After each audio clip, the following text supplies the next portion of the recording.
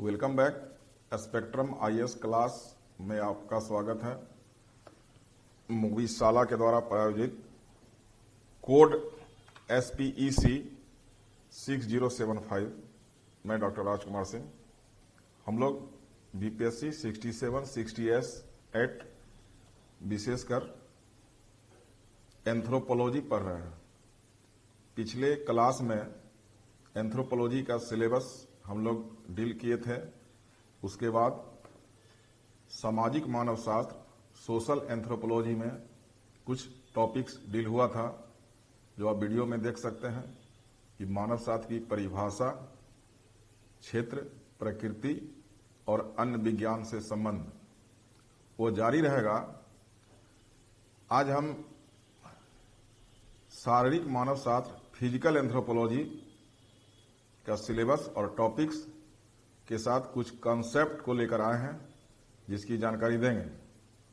Physical anthropology जो basically evolution के concept पर है, उसको पहले हम लोग जान लें, तब सिलेबस पढ़ने में आपको अच्छा लगेगा और समझ में आएगा, और उसी के अकॉर्डिंगली जो प्रीवियस क्वेश्चन है उसको देखेंगे और उसको सॉल्व करने का प्रयास करेंगे।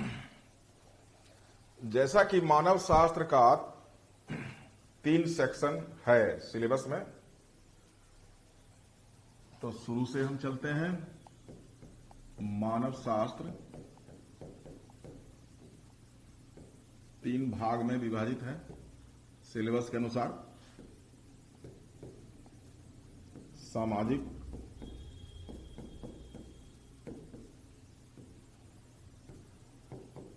शारीरिक और भारतीय मानव शास्त्र।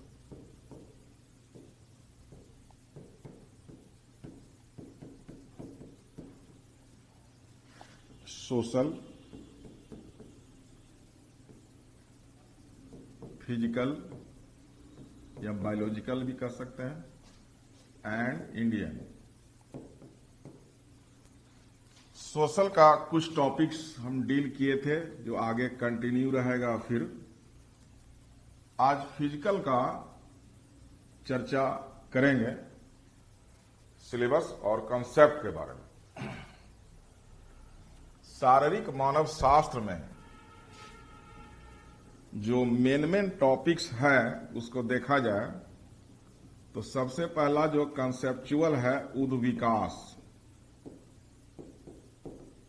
इवोल्यूशन। क्या है, और इस संदर्भ में दिए गए सिद्धांत, जिसमें लेमार्क, नव लेमार्क, डार्विन, नव डार्विन, संश्लेषणात्मक सिद्धांत,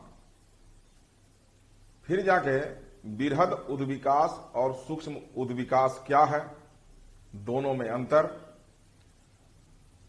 उसके बाद जैविकीय उद्विकास और सांस्कृतिक उद्विकास। तो इसको हम समरी कर देते हैं कि उद्विकास का कंसेप्ट लेने के बाद लेमार्कवाद, शॉर्ट में लिख रहे हैं लेमार्क, डार्विन और संश्लेषणात्मक, synthetic theory, Lamarckism, Darwinism and synthetic theory. ये पढ़ने के बाद सूक्ष्म उद्विकास और बृहद उद्विकास, माइक्रो एंड मैक्रो इवोल्यूशन,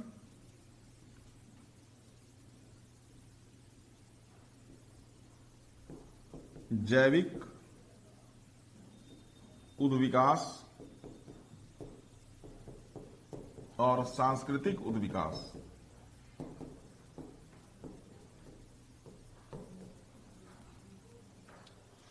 प्रश्न पूछा हुआ है कि जैविक उद्विकास और सांस्कृतिक उद्विकास की प्रक्रिया 7 साल चलती है, व्याख्या करें। सबको टेक्निकल हम देखेंगे। इसके बाद जो हम पोजीशन लेंगे कि कंसेप्ट ऑफ क्लासिफिकेशन।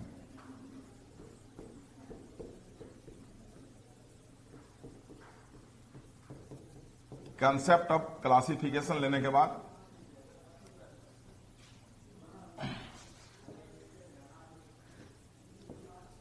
टॉपिक्स आएगा मानव का पशु जगत में स्थान, man's place in animal kingdom, मानव का उत्पत्ति एवं उद्विकास,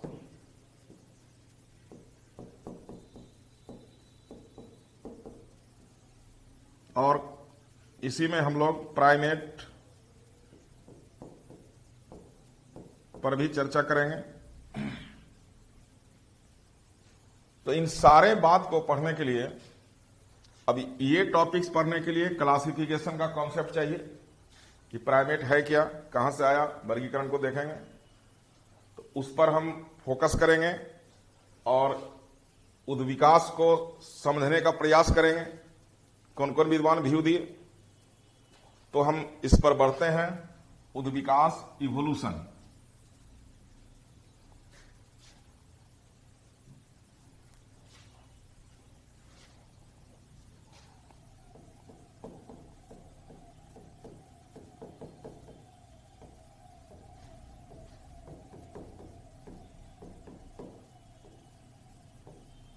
तो सबसे पहले जीवन की उत्पत्ति के बारे में जानकारी लें कि पृथ्वी पर लाइफ कैसे आया।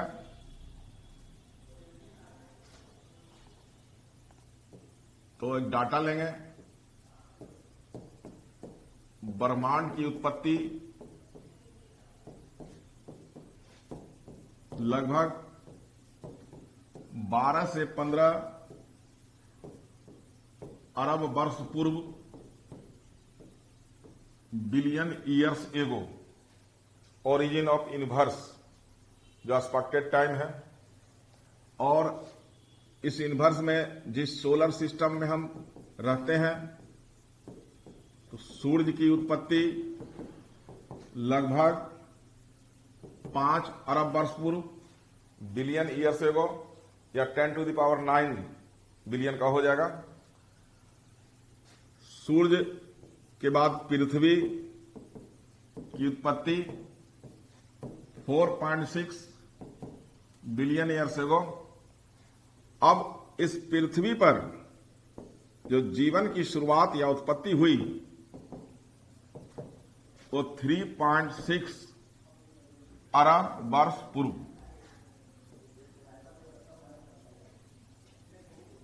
जीवन आया और एक सिंपल रूप में जीवन आया, एक कोशिका के रूप में, यूनिसेलुलर के रूप में, और धीरे धीरे वो विकसित हुआ, कॉम्प्लेक्स हुआ, बहुकोशिका, रीढ़धारी, कशेरुकी, लास्ट में मैन।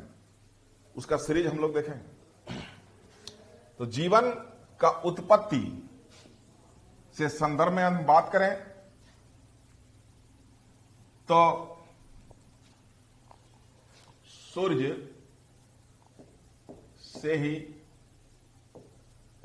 तीसरे डाउन में पृथ्वी, अर्थ का एग्जिस्टेंस माना जाता है। सूर्य में नाभिकीय संलयन, न्यूक्लियर फ्यूजन की घटना हो रही है। हाइड्रोजन जुड़ता है, हीलियम बनता है और एनर्जी निकलता है। कोरोना का टेम्परेचर 6000 डिग्री सेंटीग्रेड माना जाता है। अब ये पृथ्वी आया, सूर्य के मास से सभी रोटेशन में है, सर्कुलर मोशन, तो वो बैलेंस हो गए। अब पृथ्वी का हम बात करें तो यहां पर हाइड्रोजन, हीलियम के बाद कार्बन, नाइट्रोजन, ऑक्सीजन, इसको एटॉमिक इवोल्यूशन बोलते हैं कि एटम के रूप में पहले आया। अब ये कंपाउंड का फॉर्मेशन करेगा, इसको जोड़ देंगे, मीथेन, इसको जोड़ देंगे, NH3, H और O, H2O, C और N साइनाइड, C और O कार्बन ऑक्साइड 2 हैं, N और O नाइट्रोजन के ऑक्साइड, कई ऑक्साइड हैं, इत्यादि कंपाउंड बने जिनमें इनऑर्गेनिक कंपाउंड ज्यादा दिखाई दे रहा है। अब इस इनऑर्गेनिक कंपाउंड से ऑर्गेनिक कंपाउंड यानी कार्बनिक पदार्थ का फॉर्मेशन होता है, जिसमें कार्बोहाइड्रेट, प्रोटीन, फैट, पहले आरएनए फिर डीएनए का विकास होता है।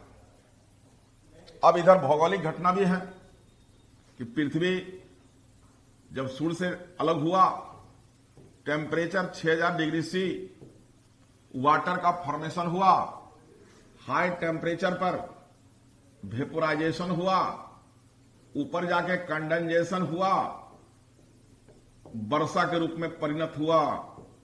पृथ्वी पर करोड़ों वर्ष तक लगातार घनघोर बारिश होती रही, जिसके कारण पृथ्वी का तापमान धीरे धीरे ठंडा हुआ। लेकिन पृथ्वी अभी भी पूर्ण रूप से ठंडी नहीं हुई है। मिट्टी का स्टार्टिंग टेम्परेचर 4 डिग्री सी, जैसे जैसे हम 32 मीटर जाएंगे 1 डिग्री सी बढ़ते जाएगा। तो करोड़ों वर्ष बीतने के बाद भी ठंडी नहीं हुई। पृथ्वी का उत्पत्ति 4.6 अरब वर्ष पूर्व माना जाता है और उस पृथ्वी पर जीवन के लिए उपयुक्त वातावरण बनने के लिए 1 अरब वर्ष लगा, यानी जीवन की उत्पत्ति 3.6 अरब वर्ष पूर्व माना जाता है। तो पृथ्वी में जो पहले वातावरण था उसको प्रोटो इन्वायरमेंट आदि वातावरण कहते हैं, जिसमें जीवन नहीं था, ऑक्सीजन फ्री नहीं था। तो अब धीरे धीरे वातावरण का निर्माण हुआ, ज्वालामुखी उद्गार, मैग्मा, ओशन का निर्माण हुआ, समुद्र का निर्माण हुआ और उस समुद्र में ये जीवन उपयोगी केमिकल, बायोकेमिकल जिसको बोलते हैं, जो कोशिका का फॉर्मेशन करेगा और रसायन आए उस समुद्र में। उसके बाद ये एग्रीगेट हुए, जमा हुए और कोए सर्वेट का निर्माण किया। कोए सर्वेट आगे चलकर प्रोटोबायोंट, आगे चलकर आर्की बैक्टीरिया के रूप में आया। आर्की माने प्राचीन, यानी सबसे प्राचीन जीव के रूप में आर्की बैक्टीरिया। अब इससे प्रोकैरियोट, यूकैरियोट विभाजित हो गया। तो उतना लंबा हम नहीं जाएंगे। यूकैरियोट में हम लोग आते हैं। यूकैरियोट में प्लांट एनिमल है, तो एनिमल का हम बात करेंगे। तो अब इसमें एनिमल के रूप में एक तरफ प्लांट, एक तरफ एनिमल। एनिमल में सबसे पहला प्रोटोजोआ, एक कोशिका का जीव है। प्रोटोजोआ से बहुकोशिका Porifera, Coelenterata, Platyhelminthes, Nematoda, Annelida, Arthropoda, Mollusca, Echinodermata. Series में हम सीधे इकानोडर्मेटा लिखेंगे, जिसका उदाहरण है स्टारफिश, तारा मछली। अब ये इकानोडर्मेटा कॉर्डेट यानी कशेरुकी, हिंदी है कशेरुकी, यहां से काम आएगा आपको, का विकास हुआ। कॉर्डेट वैसे प्राणी हैं जिसमें बैकबोन यानी नोटोकॉर्ड पाए जाते हैं, आगे चर्चा करेंगे। कॉर्डेट आगे चलकर वर्टिब्रेट, रीढ़धारी प्राणी का विकास किया और उस वर्टिब्रेट में सबसे पहले मछली, फिश के बाद एम्फीबिया, एम्फीबिया से आगे विकसित हुआ रेप्टाइलिया, सरीसृप।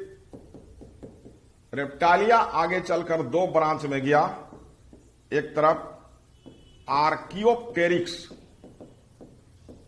आर्कियोप्टेरिक्स को पक्षी और सरीसृप के बीच संयोजक करी कहा जाता है। इसमें दोनों लक्षण हैं और यही रेप्टाइल एक तरफ मैमल्स में विकसित हो गया।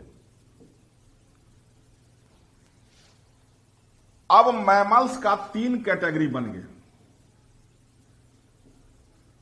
पहला प्रोटोथेरिया, अंडा देने वाला स्तनधारी।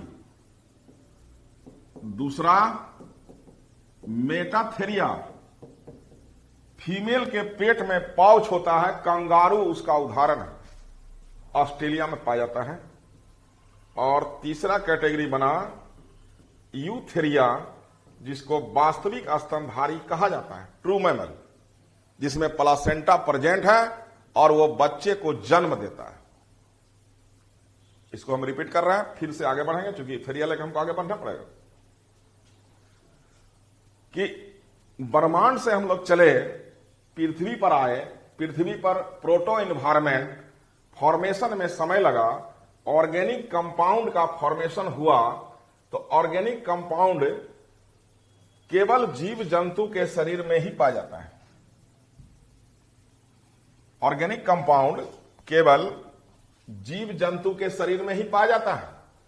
निर्जीव वस्तु में इनऑर्गेनिक है, मिट्टी, पत्थर, जल। ऑर्गेनिक कंपाउंड का डिकम्पोजिशन होता है, इनऑर्गेनिक का नहीं होता है। अब डिकम्पोज होने वाला इसलिए है कि इसका चेन लंबा है और इसके बॉन्ड को तोड़ा जाता है एंजाइम के द्वारा, उसी को फर्मेंटेशन कहते हैं, तो अलग मैटर है। यानी ये चीज जान लें कि ऑर्गेनिक कंपाउंड के बाद ही जीवन शुरू हुआ, इसलिए इसको ऑर्गेनिक इवोल्यूशन के रूप में भी हम जानते हैं।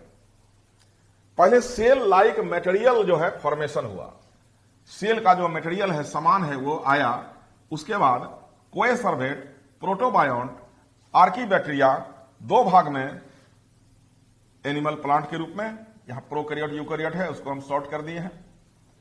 एनिमल में सबसे पहला एनिमल प्रोटोजोआ, जो एक कोशिका का यूनिसेलुलर सिंगल सेल का बना हुआ है, से लेकर मल्टीसेलुलर इकानोडर्मेटा से यहां पर चेंज हुआ कि इसमें नोटोकॉर्ड प्रेजेंट है। वर्टिब्रेट रीढ़धारी में पहला है फिश, से आगे बढ़ा एम्फीबिया, उभयचर, रेप्टाइलिया, सरीसृप।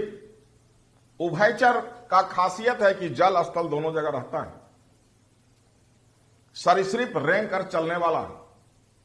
दो भाग में एक पक्षी का जनरेशन बनाया, आर्कियोप्टेरिक्स। आज के डेट में जितना भी पक्षी है इसी का वंशज है, विलुप्त हो चुका है। रेप्टालिया एक तरफ बढ़ा मैमल्स की ओर। पहला स्तनधारी प्रोटोथेरिया, प्रो माने पहले का मतलब अंडा देने वाला स्तनधारी है, जिसका उदाहरण इकिडना है और ये बच्चे को दूध पिलाती है, इसलिए इसको भी हम स्तनधारी और सरीसृप के बीच संयोजक करी कहते हैं। Metatheria, pouch present in female, kangaroo उदाहरण है। यूथेरिया वास्तविक स्तनधारी कहते हैं। इससे आगे हम चर्चा करेंगे, जस्ट अभी नेक्स्ट पेज पर यहां समझा दें कि यूथेरिया में कई ऑर्डर है, 16 ऑर्डर, जिसमें प्राइमेट एक ऑर्डर है और इसी प्राइमेट का सदस्य है मनुष्य। प्राइमेट में मानव और उसके पूर्वज आते हैं। तो हमको निष्कर्ष यहां क्या निकला कि हम एक कोशिका वाले जीव से चलें और बहुकोशिकीय होते हुए, रीढ़धारी होते हुए मनुष्य तक पहुंच गए।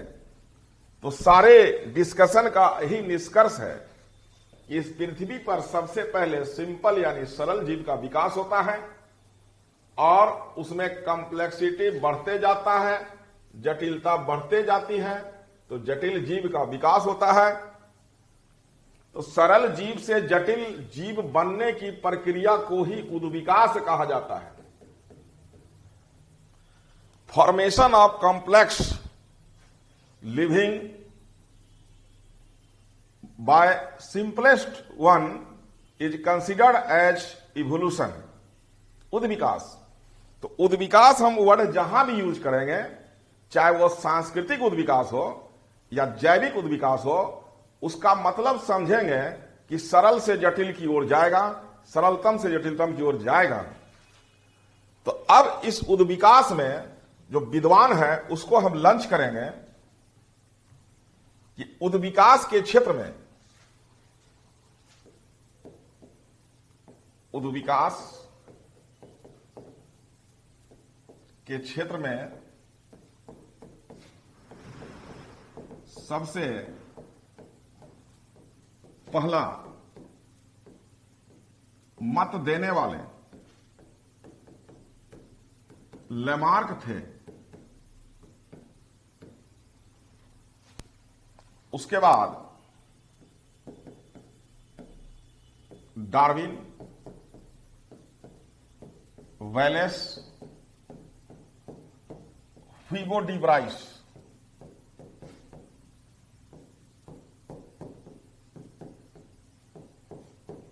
का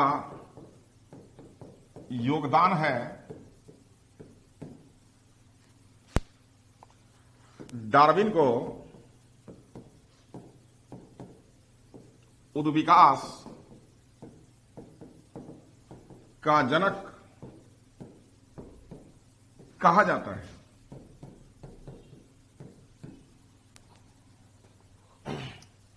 आज केवल कॉन्सेप्ट दे रहे हैं, लिखने का फिर नेक्स्ट क्लास या स्टडी मटेरियल प्रोवाइड होगा, समझते जाइए कि जो विद्वान है सबसे पहले लेमार्क है। अब इसी के सिद्धांत को लेमार्कवाद का चर्चा हम करेंगे व्यापक में। डार्विनवाद का चर्चा आगे होगी। तो उद्विकास क्या है, उद्विकास से क्या समझते हैं, तो जीवन की उत्पत्ति के बारे में हल्का चर्चा करेंगे कि सरल जीव से जटिल जीव या जटिलतम लिख सकते हैं के निर्माण की प्रक्रिया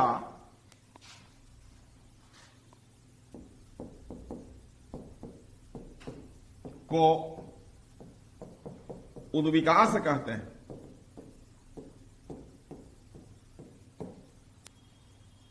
अब उद्विकास क्यों होता है, फिर उसका लॉजिक है कि वातावरण परिवर्तन होने से ऐसा घटना घटता है। हम पिछले चैप्टर में जो लिखे थे यूथेरिया, अभी बात पूरा नहीं हुआ है। अब इस ग्राफ से हम कई निष्कर्ष निकालेंगे कि यूथेरिया का फिर क्या होगा, तो उसको देखते जाइए कि यूथेरिया में प्राइमेट आता है। तो वहां से हम आगे बढ़ते हैं, कॉन्सेप्ट दे रहे हैं। यूथेरिया मैमल्स का 3 भाग, प्रोटोथेरिया, मेटाथेरिया और यूथेरिया। यूथेरिया को वास्तविक स्तनधारी या ट्रू मैमल्स कहा जाता है। यूथेरिया में 16 ऑर्डर है। अब ये ऑर्डर क्या है समझना पड़ेगा। मैमल को क्लास के रूप में और यूथेरिया जो है सब क्लास। इसका कंसेप्ट भी ले लें साइड से कि सबसे ऊपर किंगडम होता है, हिंदी में जगत बोलते हैं। किंगडम को फाइलम में बांटा जाता है, संघ बोलते हैं। फाइलम को क्लास में वर्ग बोलते हैं। क्लास को ऑर्डर में गण बोलते हैं। ऑर्डर को फैमिली में कुल बोलते हैं। फैमिली को जीनस में वंश बोलते हैं और जीनस को स्पेसीज में जाति बोलते हैं।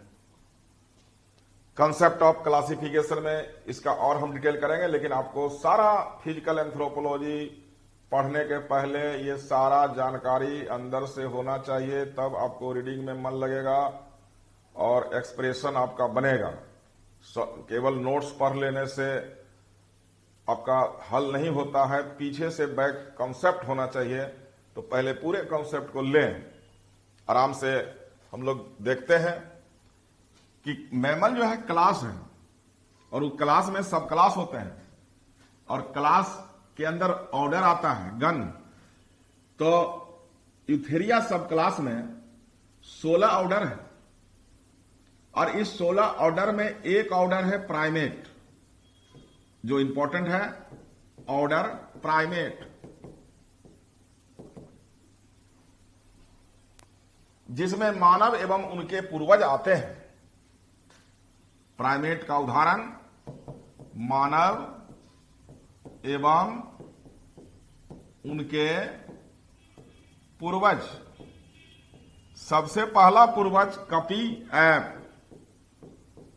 Gorilla, chimpanzee, orangutan, gibbon, monkey,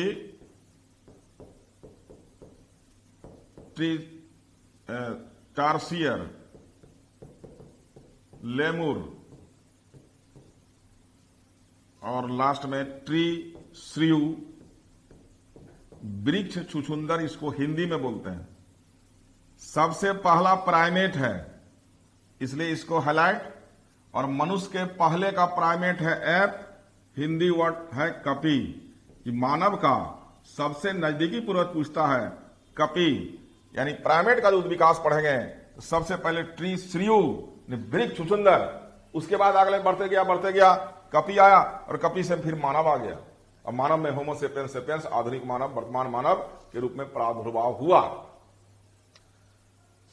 तो पीछे से जो हम देखते जा रहे हैं तो उसमें कॉम्प्लेक्सिटी बढ़ते जा रहा है। क्रेनियल कैपेसिटी या cerebral hemisphere, cerebrum, hypothalamus, vision. तो विजन हमारा 3D vision, stereoscopic vision, colour vision.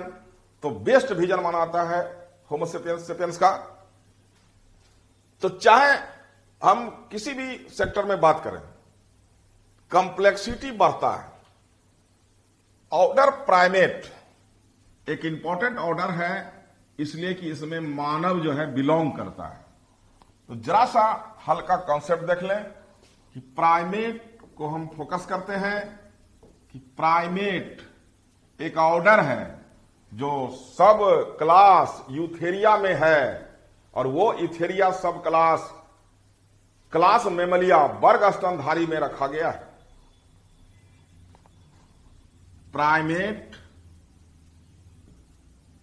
को 2 भाग में बांटा गया है, प्रोसिमी और एंथ्रोपॉइडिया।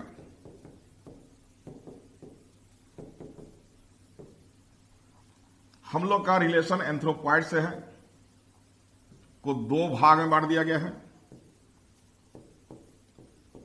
प्लेटर हाइन, इसका हिंदी टर्म देंगे, केवल देवनागरी लिपि में लिखना है, वर्ड अलग नहीं है, इसलिए अभी चलने दीजिए, फिर हिंदी देवनागरी लिपि में इसको लिखा जाएगा। क्योंकि अभी हम कॉन्सेप्ट दे रहे हैं, इसका स्टडी मटेरियल जो हिंदी भाषी है हिंदी मिलेगा, अंग्रेजी भाषी है अंग्रेजी मिलेगा, लेकिन कॉन्सेप्ट क्योंकि समझना है। Platyrrhine new world monkey को कहते हैं। दूसरा हाथ में catarrhine old world monkey, Hindi में नए जगत के बानर, पुराने जगत के बानर। इसको भी 2 भाग में बांट दिया गया है, सेरिको पाइथेको आइडिया, और दूसरा ग्रुप है होमिनो आइडिया। हम लोग होमिनो आइडिया से बिलोंग करते हैं, जिसका 3 भाग है, हाइलो बेटिडी, गिबन और साइमन इसका उदाहरण है।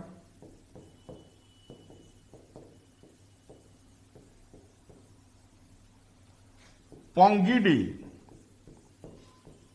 बीपीएससी में कई बार शॉर्ट नोट्स है पोंगिडी। चिंपांजी, गोरिल्ला, ओरांगुटन, ये सब उदाहरण है। और इसका तीसरा ब्रांच, लास्ट ब्रांच है होमिनिडी, जिसमें मानव और पूर्वज आते हैं। तो मानव का पूर्वज मिलेंगे, ऑस्ट्रेलोपाइथेकस से शुरू करेंगे हम लोग, और भी पहले है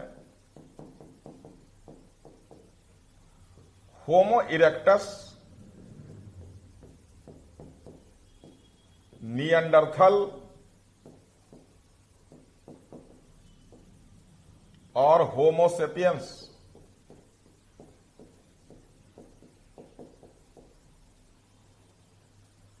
ये वर्गीकरण का एक शॉर्ट रूप हम दे रहे हैं, फिर आगे भी इसको डिटेल करेंगे। कि अब पीछे देखा जाए, फिर से चलते हैं पीछे।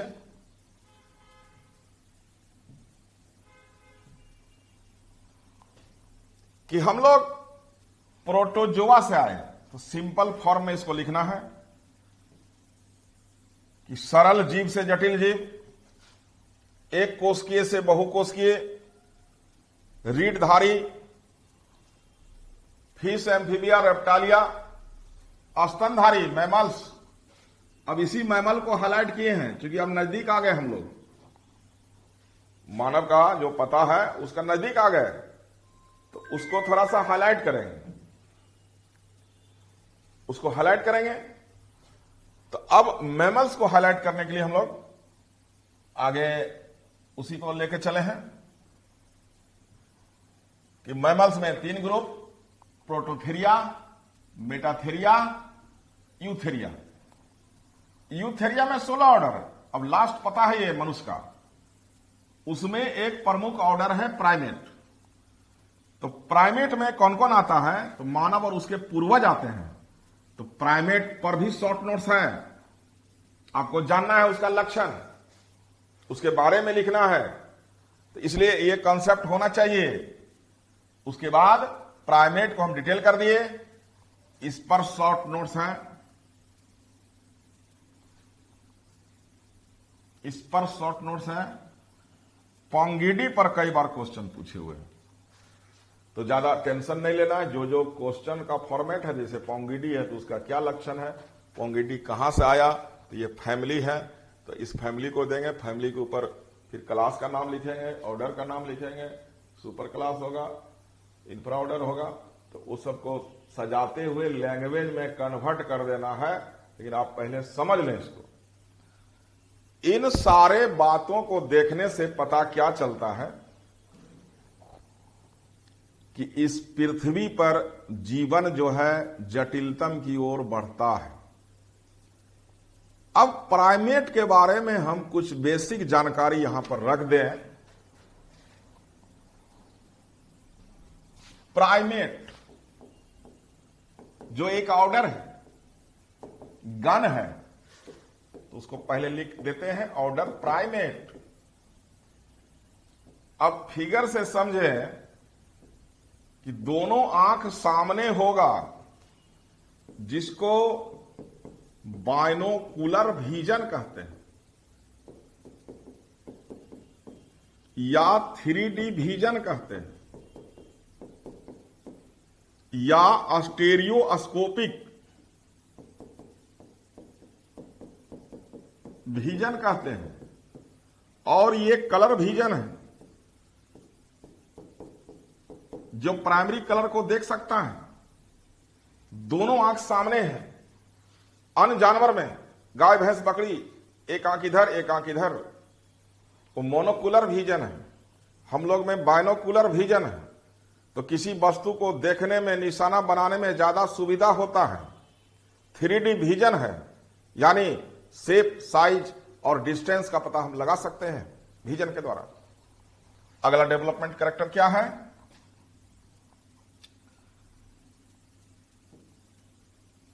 ऑपोजिबल थंब। ये जो अंगूठा है वो 90 डिग्री का कोण बनाता है।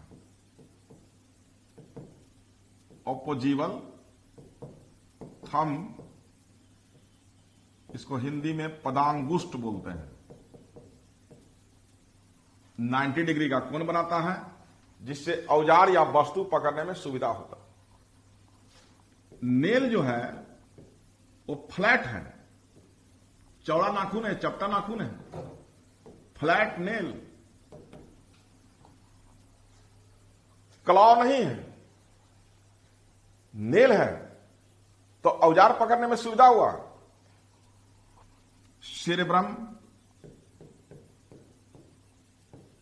का आकार बढ़ गया। सेरेब्रम क्या करता है? तो मेमोरी, इंटेलिजेंसी, थॉट, स्पीच को कंट्रोल करता है।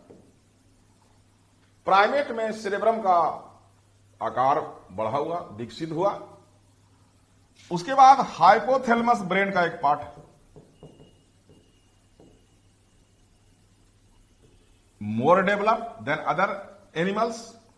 हाइपोथैलेमस का जो मेन काम है सेंटीमेंट को कंट्रोल करना, इमोशन, सेंटीमेंट, सुख दुख। तो मानव में हाइपोथैलेमस काफी विकसित है, प्राइमेट में भी है। तो इसीलिए सोशल ऑर्गेनाइजेशन का जो है फॉर्मेशन यहीं से माना जाता है, जो बायोलॉजिकल रीजन होता है। तो दोनों को मिक्स करें। यदि प्राइमेट में हम मानव को देखते हैं, क्योंकि प्राइमेट के एक कॉमन लक्षण है, फिर मानव में कुछ हटके हैं कि मानव का जो रीढ़ का हड्डी है लंबर कर्व के पास एस शेप, 4 कर्व, इसको इरेक्ट पोस्चर बोलते हैं। माने रीढ़ का आधी सीधा और 2 पैर से चलने लगा, द्विपाद गमन या बायपेडल लोकोमोशन, हिंदी हम बाद में करेंगे, लोकोमोशन, द्विपाद गमन। एक प्राइमेट के रूप में मानव का लक्षण हो गया।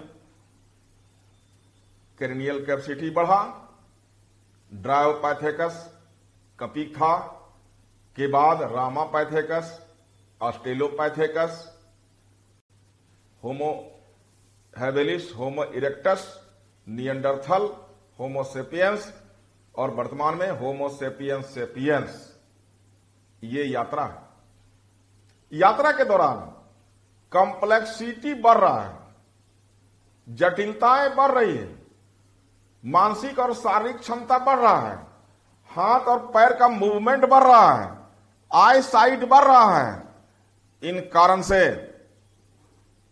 हम औजार बनाने में सक्षम हुए, शिकार करने में सक्षम हुए, पशुपालन, पशुचारण, कृषि और घर बनाने की कला, आग का आविष्कार, बर्तन बनाने की कला के लिए प्रेरित हुए।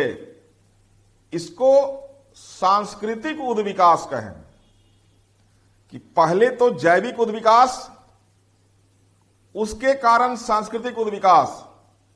चूंकि औजार एक संस्कृति है कि जब आदि मानव का प्रभाव इस पृथ्वी पर हुआ तो सबसे पहले उसने पत्थर का औजार उपयोग करना शुरू किया। औजार, टूल्स एंड टेक्निक संस्कृति के एक प्रमुख भाग हैं और इतने प्रमुख भाग हैं कि इस औजार के मटेरियल के आधार पर इतिहास के काल को बांट दिया गया कि जब मानव पत्थर का औजार यूज करने लगा तो उसको पाषाण काल, स्टोन एज, जब तांबा यूज किया ताम्र काल, जब कांसा यूज किया था कांस्य काल, जिसका एक अच्छा उदाहरण हड़प्पा सभ्यता है। और उसके बाद लौह युग का शुरुआत हो गया। तो टूल्स एंड टेक्निक हमारे सांस्कृतिक विकास में काफी रोल किया है, जो अभी तक जारी है कि हम मंगल तक जाना चाहते हैं। तो इसका इतिहास शुरू कहां से होता है?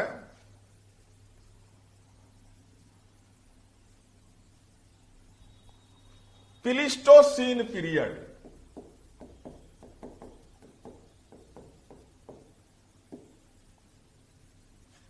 आइस एज, टेम्परेचर में गिरावट, कपी ऐप वृक्ष पर रहता था, वृक्षवासी था।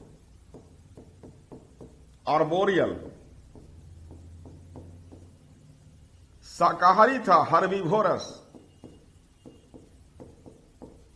टेम्परेचर में गिरावट होने से फॉरेस्टेशन वृक्ष का कम हो गया। अब यह कपी ऐप जमीन पर आ गया।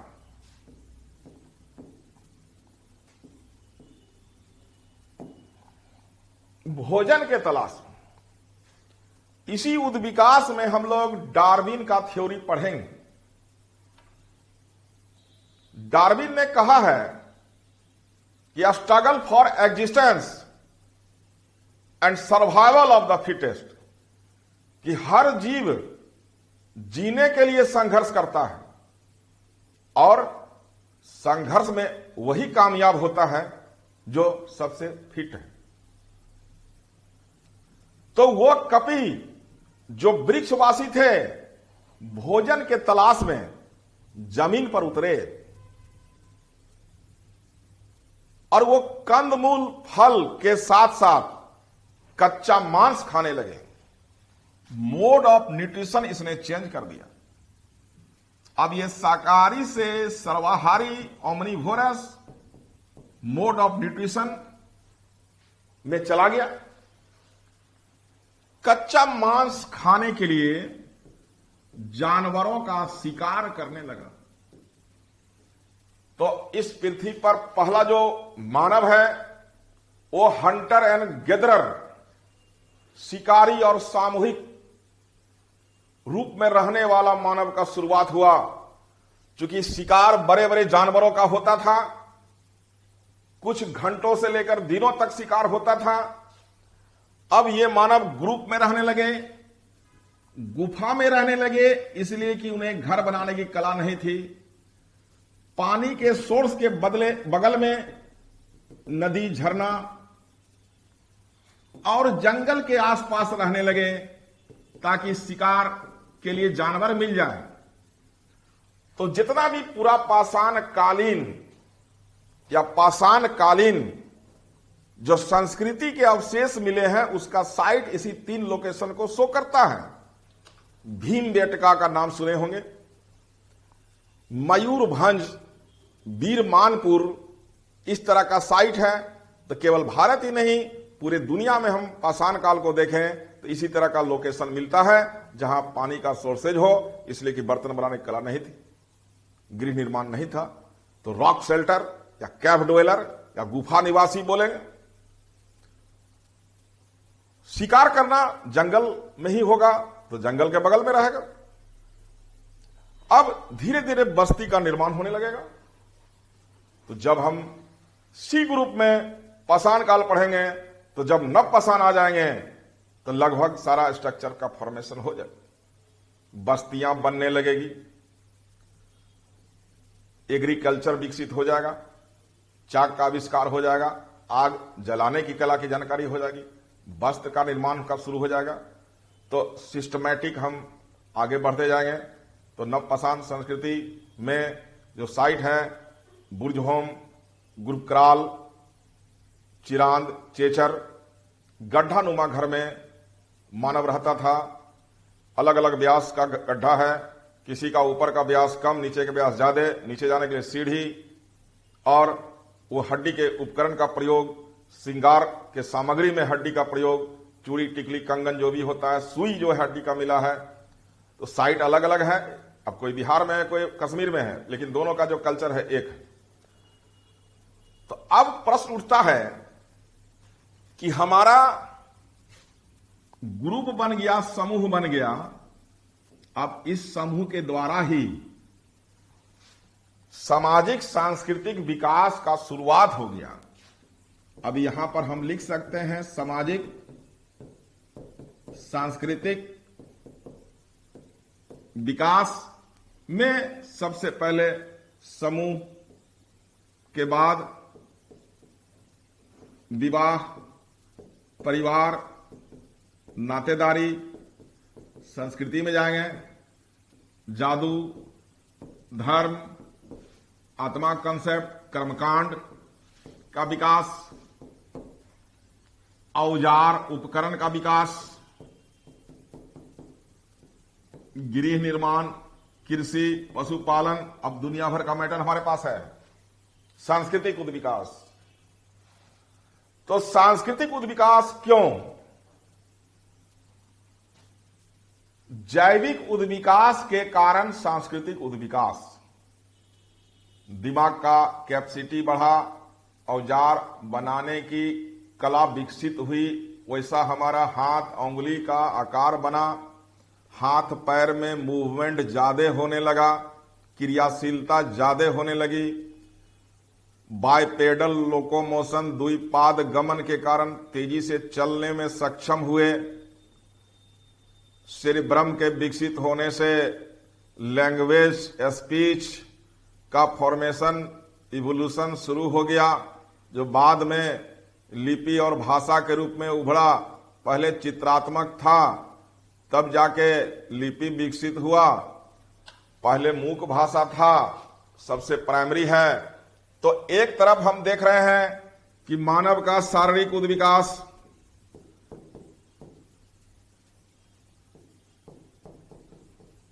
जो रिस्पॉन्सिबल है सांस्कृतिक उद्विकास के लिए, यानी शारीरिक उद्विकास के कारण सांस्कृतिक उद्विकास। फिर हम देखेंगे कि संस्कृति के कारण शारीरिक उद्विकास, दोनों वाइस वर्सा है, लेकिन स्टार्टिंग है शारीरिक से संस्कृति। इसलिए कुछ विद्वान इसको जैव सांस्कृतिक उद्विकास के रूप में प्रस्तुत करते हैं। बायो कल्चरल इवोल्यूशन, समझ ले कि शरीर का उद्विकास हुआ तब संस्कृति हुआ, माने खान पान, रहन सहन, वेशभूषा, भाषा, जितना भी मानवीय क्रियाकलाप है, मानव के द्वारा निर्मित चीज है, सभी संस्कृति के अंग हैं। वो हमारे दिमाग, शरीर, हाथ, पैर, आंख, नाक के विकास होने से ही हुआ, जो संस्कृति को जन्म दिया। अब थोड़ा आगे बढ़ जाएंगे कि फिर आगे चलकर जो संस्कृति है वो शरीर के विकास पर भी रोल करता है। कि मान लीजिए जो ज्योग्राफी है, तो ज्योग्राफी के कारण फसल है, टेम्परेचर, ह्यूमिडिटी है। तो मानव लगभग पूरे दुनिया में निवास करता है, पूरे पृथ्वी पर, तो अलग अलग ज्योग्राफी है, अलग अलग खान पान है। तो उसका जो शरीर है उस प्रकार के भोजन से एडजस्ट हो जाता है, उसके फिजियोलॉजी पर इफेक्ट करता है।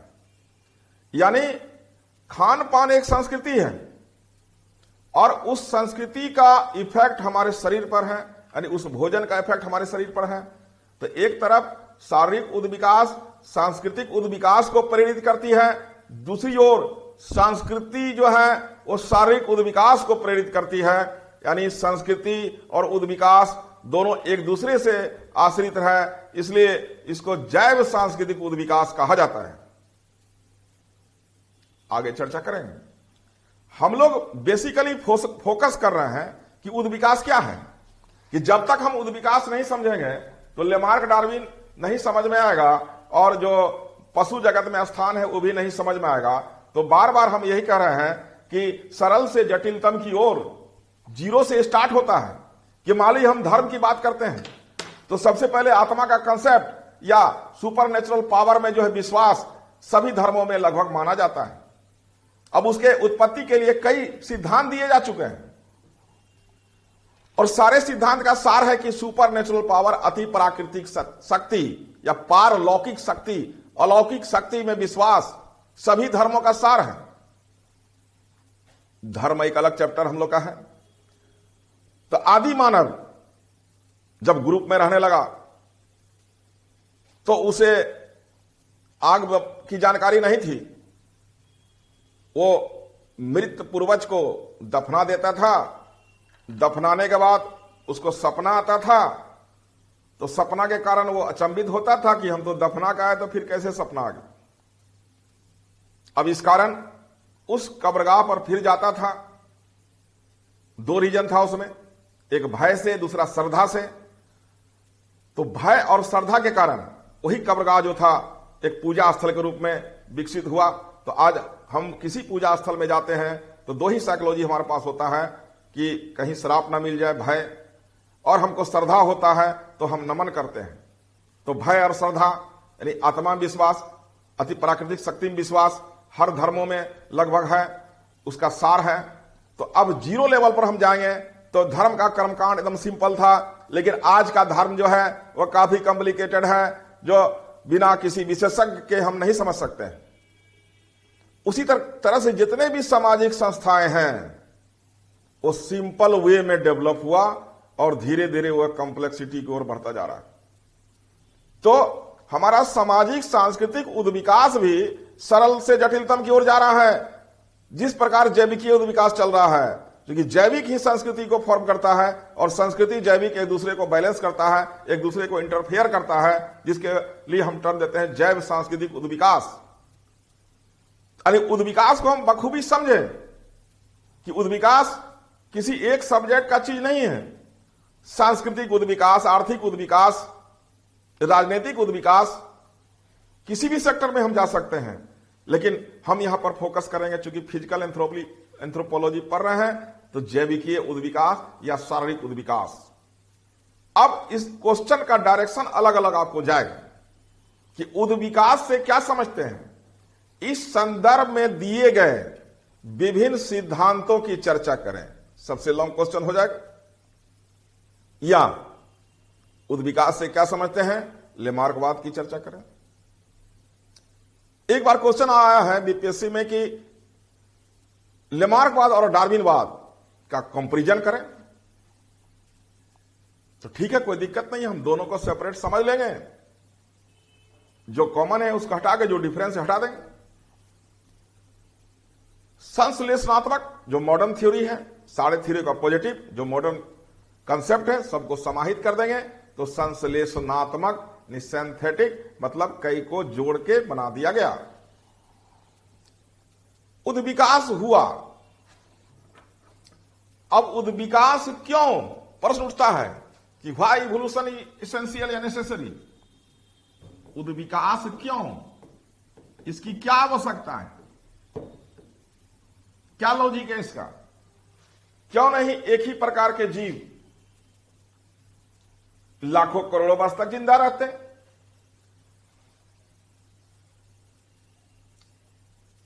इसको समझने के लिए एक कंसेप्ट आपको जाना पड़ेगा कि ये जो पृथ्वी जब से एग्जिस्ट हुआ तब से लेकर वर्तमान या भविष्य में भी इसका वातावरण, पर्यावरण, इन्वायरमेंट बदलता रहा और बदलेगा। Environment is always changeable, that is lithosphere, hydrosphere and atmosphere. जलमंडल, स्थल मंडल, वायुमंडल, प्रकाश, आर्द्रता, ये वातावरण के भाग हैं, ये अस्थाई नहीं है। जो प्रोटो इन्वायरमेंट थे वर्तमान में नहीं है, भविष्य में चेंज होगा। स्थल मंडल चेंज होते हैं, पहले दक्षिणी ध्रुव पर ज्यादा स्थल थे, अब जो है उत्तर की ओर माइग्रेशन है, ईस्ट से वेस्ट माइग्रेशन है, जो हम प्लेट टेक्टोनिक थ्योरी में समझते हैं। यानी ये माइग्रेशन होगा। आज जंगल है, कल मरुस्थल बनेगा। आज मरुस्थल है, कल जंगल बनेगा। आज प्लेन है, कल पहाड़ बनेगा, कल पहाड़ गायब हो जाएगा। ये ज्योग्राफिकल चेंज होगा, ये स्टैटिक नहीं है। ऊपर का स्तर नीचे, नीचे का स्तर ऊपर, ज्वालामुखी उद्गार वगैरह घटना, प्लेट टेक्टोनिक घटना, प्लेट का खिसकना, सुनामी का घटना, इन कारणों से जो पृथ्वी का लेयर है वो अप डाउन होता है, स्टैटिक नहीं है। तो चूंकि इन्वायरमेंट स्टैटिक नहीं है, तो कोई एक समान प्रकार का जीव जंतु बहुत लंबे समय तक उस बदलाव को झेल नहीं पाएगा। इसलिए जीव जंतुओं में वेरिएशन, विभिन्नता, विभेद की आवश्यकता हुई, और वो विभिन्नता, विभेद हर पीढ़ी में, हर जनरेशन में होता है।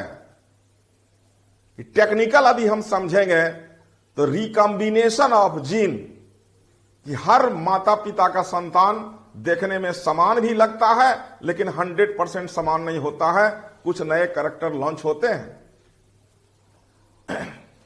तो विभिन्नता, variation is the raw material for evolution. Evolution का और ब्रॉड मीनिंग हम समझे कि पुराने जीव से नए जीव, यानी पुराने जाति से नई जाति का निर्माण, कि पहले एक ही स्तनधारी आए होंगे, आज विभिन्न प्रकार के स्तनधारी हैं, लेकिन सबका ओरिजिन जो है एक ही स्तनधारी है। अब स्तनधारी कोई मरुस्थल चले गए, कोई उड़ने लगे, कोई पानी में चले गए, कोई दलदल में चले गए, तो अलग अलग रंग, रूप, खान पान, स्वभाव होने लगा, तो एक नया जाति या स्पेसीज में बदल जाता है। तो क्यों ये बदलाव होता है?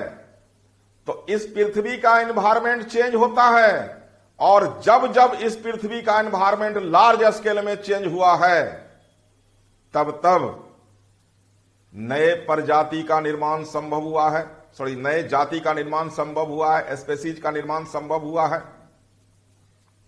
और जब जब वातावरण परिवर्तित हुआ है, कई जीव विलुप्त हो चुके हैं, विलुप्त हो जाते हैं। यानी वातावरण परिवर्तन होगा, ये मस्ट है, और लार्ज स्केल में चेंज होगा, तो कुछ विलुप्त हो जाएंगे, एक्सटिंक्ट हो जाएंगे, और कुछ अपने मोड ऑफ न्यूट्रिशन, स्वभाव, रंग, रूप को बदलकर नया जाति या स्पेसीज बना लेंगे, यानी पुराने से ही नया बनेंगे। ऐसा नहीं है कि मनुष्य अलग से आया, बंदर अलग से आया, हाथी अलग से आया, सबका लिंक है कि सभी स्तनधारी हैं, सभी एक जगह से ओरिजिनेट हुए हैं, और अलग अलग ज्योग्राफी के कारण वो अपने खान पान, रंग, रूप, शरीर के आकार में परिवर्तन करते हैं। इसको अनुकूलन कहते हैं। तो जब वातावरण बदलता है तो जीव जो है उससे अनुकूलन होने का, सामंजस्य करने का काम करता है, और जो अनुकूलन करने में सक्षम हो जाता है, यानी कुछ नए अंग का निर्माण, नए स्वभाव, नए रंग रूप, नए खान पान को ढाल लेता है, तो नया प्रजाति, नया स्पेसीज, नया जाति का निर्माण होता है। इसी घटना को उद्विकास कहते हैं। यानी उद्विकास का मतलब है कि पुराने प्रजाति से ही नए प्रजाति का निर्माण, पुराने जाति से ही नए जाति का निर्माण, पुराने स्पेसीज से नई स्पेसीज का निर्माण। यानी स्पेसीज अलग अलग नहीं आता है अंतरिक्ष से, एक बार जो है जीवन आया, और वही जीवन वातावरण परिवर्तन के कारण विभिन्न रूप में इस पृथ्वी पर दिखाई देते हैं, और उसी का सबसे एडवांस फॉर्म है मनुष्य। अगले क्लास में हम लेमार्क बात पर फोकस करेंगे। उम्मीद है कि आप उद्विकास के कॉन्सेप्ट को समझ लिए हैं। बेसिक ये आपको बैकग्राउंड देने में सहायता करेगा। इसका रिटर्न कुछ मटेरियल अवेलेबल है। चूंकि यहां पर समय बोर्ड पर ज्यादा नहीं दे पाएंगे, इसलिए कि डिस्कशन में टाइम लगता है, तो आप कॉन्सेप्ट को क्लियर करें, उसके बाद आपको पढ़ने में मन लगेगा और मेमोरी पावर भी बढ़ेगा। तो एक बार हम इसको रिपीट कर देते हैं शुरू से कि आज हम कॉन्सेप्ट क्या दिए, तो फिर आगे जो है हेडिंग अगले क्लास में चलेगा। कि हम पूरे पृथ्वी का इतिहास को ले लिए शॉर्टकट में कि कैसे कैसे आया। अब उसमें भी कहानी है कि कॉस्मोजोइक थ्योरी है, मैथोलॉजिकल थ्योरी है, ग्रीक थ्योरी है, तो उस पर हम नहीं पढ़ेंगे कि ये पृथ्वी आया, जीवन आया जीवन कैसे आया। तो ये सब जो है एटॉमिक इवोल्यूशन बोलेंगे, ऑर्गेनिक इवोल्यूशन बोलेंगे, सेल का मटेरियल तैयार हुआ, आर्कीबैक्टीरिया आया, प्रोटोजोआ से बढ़ते बढ़ते हम जो है स्तनधारी तक चले गए, स्तनधारी को ब्रॉड किए, क्योंकि मनुष्य एक स्तनधारी है, और उस स्तनधारी को फोकस किए, और उस स्तनधारी में जो सब क्लास है यूथेरिया, उसमें 16 ऑर्डर है। उस 16 ऑर्डर में एक ऑर्डर इंपॉर्टेंट है, इसलिए कि मनुष्य इसी में आता है, ऑर्डर प्राइमेट। इसमें मानव एवं उनके पूर्वज आते हैं, जिसमें सबसे नजदीक जो है कपी है, एप है, और सबसे पहला प्राइमेट याद रखेंगे ट्री श्रियु या वृक्ष छुछुंदर है। तो ये प्राइमेट का जो वर्गीकरण है, आगे भी हमको पढ़ना है कि प्राइमेट के वर्गीकरण में इस तरह का इतिहास है कि प्राइमेट को 2 भाग में, प्रोसिनी एंथ्रोपाइडिया, प्लेटर हाइन, कैटर हाइन, नए जगत के बानर, पुराने जगत के बानर, और फिर पुराने जगत के बानर में होमिनोइडिया को 3 भाग में, यानी 3 फैमिली में, हाइलोबेटिडी, पोंगिडी और होमिनिड। मानव जो है होमिनिड का एकमात्र जिंदा रिप्रेजेंटेटिव है। सभी के फॉसिल मिलेंगे, वो पृथ्वी पर नहीं है कि होमिनिड का एकमात्र जो जिंदा सदस्य है वो वर्तमान मानव है। अगले क्लास में लेमार्कवाद के साथ फिर प्रस्तुत होंगे। मैं डॉक्टर राजकुमार सिंह, जय हिंद।